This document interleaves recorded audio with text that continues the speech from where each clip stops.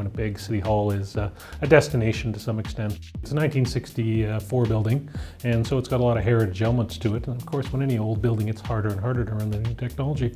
So when we redesigned it, you wanted to keep all those heritage elements, but at the same time bring in new technology.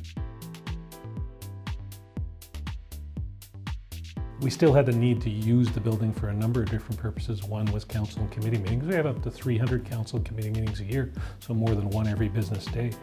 It's a visiting place for the city. People want to come here to see the different things that go on. We use the building for things like marriages because it is very nice. People like to have that nice setting.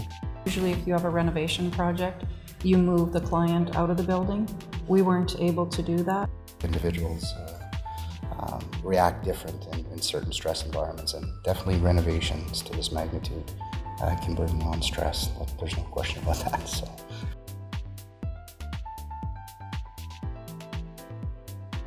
We were asked to crash the project and be in line with meeting the date of the 2017 Canada Games. You know, when the idea of crashing the project came about, we were just getting into it. We just had started the first phase of the project. But as we started getting into the process, we felt a little bit more comfortable as the construction managers with construction services on site. We started to see the picture, and we started to believe a little bit that it was possible.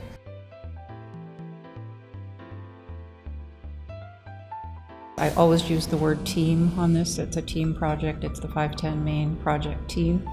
And really, we needed every single person on that team they came in with different abilities and different specializations. Guard-on and the end users were considered part of that team. And so they did things like have council seminars to make sure all the councillors were aware. Here's the timelines, here's what's actually going to happen. They use the show and tell operations, especially for things like councillors' offices, the mayor's offices, where they set up mock-ups of the furniture. So it really helped people to get a feel for what these offices were going to look like when they got back into them. Ultimately, out of a lot of those discussions, whether it came in the form of a weekly, bi-weekly meeting or a daily huddle, I think what always came out of it was this was the right course of action. And I think that also allowed people to start to it built a level of trust.